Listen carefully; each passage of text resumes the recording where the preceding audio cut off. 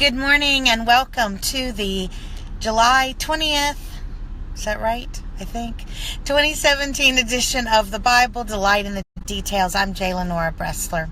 We are continuing our look at the Psalms, and today we're in Psalm 85. Now, it says at the beginning of Psalm 85 that this was written by the sons of Korah.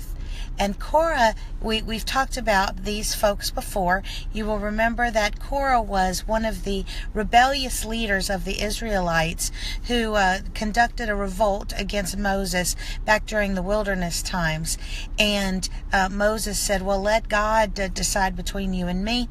And the earth opened up, and Korah and many of his family were swallowed up in the ensuing sinkhole or whatever happened there. Now, but we talked about the fact that some of their descendants, however, were faithful and wound up being reconciled to God. David found that they were supportive of him, and he put them in charge of being gatekeepers at the temple. And we see that there are several of the Psalms that are written by these descendants of that rebellious leader. And Psalm 85 is one of those. Now that's an interesting backdrop and background when you listen to the words of Psalm 85. I want to read you just part of the psalm here. Restore us again, O God, of our salvation, and put away your indignation toward us. Will you be angry with us forever? Will you prolong your anger to all generations? Will you not revive us again, that your people may rejoice in you?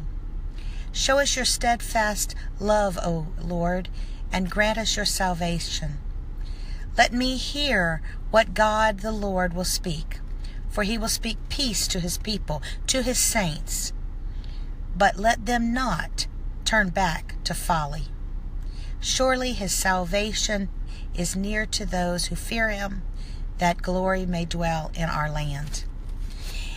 That is so moving, particularly when you recognize that these people really were asking if the punishment and the bad will that their ancestor Korah had brought upon himself when he rebelled against God's chosen leader, Moses, whether or not that was going to continue, or whether they could find reconciliation and a place in God's house and in his service. And God obviously answered, yes, you can. It's a beautiful thing, and it also reminds us of something else. You know, one of the things that unfortunately happens with human nature is that when we have a sense of guilt, when we have a sense that we have done wrong, or we are ashamed, perhaps not just of ourselves, but maybe about something that has happened in our family, maybe or something an earlier generation has done, and we feel that there's been a wrong toward God or frankly anybody else. It is human nature to withdraw, to just decide I'm not going to deal with that and back away from that relationship. And that is so sad when it's about God, because God does not want you to back away. He wants that reconciliation. More than anything else, he wants a relationship with his people. And especially with those, who have fallen away. He wants them to come back. And frankly, God makes it very easy to come back. Now, that doesn't mean that you might not have to suffer some consequences for bad behavior. But with regard to the relationship between you and God, he makes it very, very easy to come back. And as the sons of Korah could attest, he can even put you in a place of responsibility and authority in his kingdom and in his worship. So even though you may feel that if you've backslidden or you've rebelled or you've done something against God, don't let the past be the predictor of the future, because it doesn't have to be. Many people have come, they've done something against God, they've turned against God, they've questioned God unduly, and yet they come back, and when they do, they are used in great service to the Lord, and that relationship can be literally stronger than ever. You don't have to go very far in the Bible to see example after example after example of this. And perhaps one of the greatest examples, of course, is Peter himself, who became the rock, and his great testation of truth about you are the Christ is the rock of the church.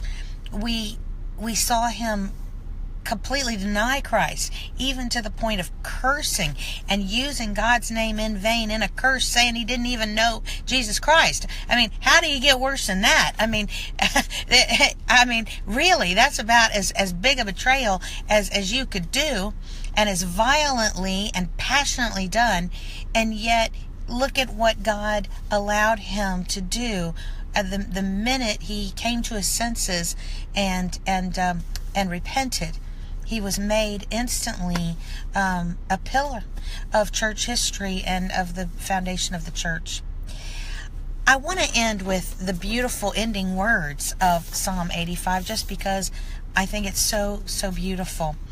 Listen to this, and then I'm going to tell you how it makes me think about another poetry from the 1800s by Robert Browning, something I absolutely love, one of my favorite quotes from poetry. Listen to the end of Psalm 85. Steadfast love and faithfulness meet.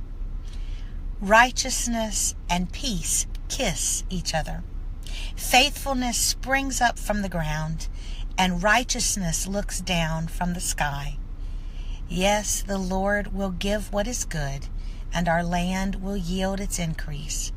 Righteousness will go before him and make his footsteps a way. I love the phrase, steadfast love and faithfulness meet, righteousness and peace kiss each other. That's the relationship. That is a perfect description of the relationship that God wants with us, even after we've rebelled, even after we've questioned, even after we have turned our backs on him.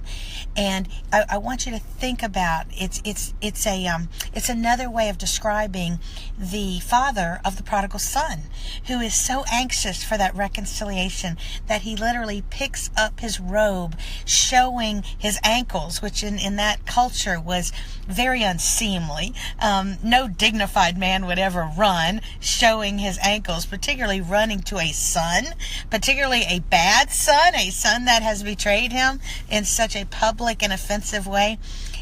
This is the same kind of passionate, loving, enthusiastic response of reconciliation. And it makes me think of a beautiful line by the Romantic poet Robert Browning, who said, "Love should run out to meet love with open arms."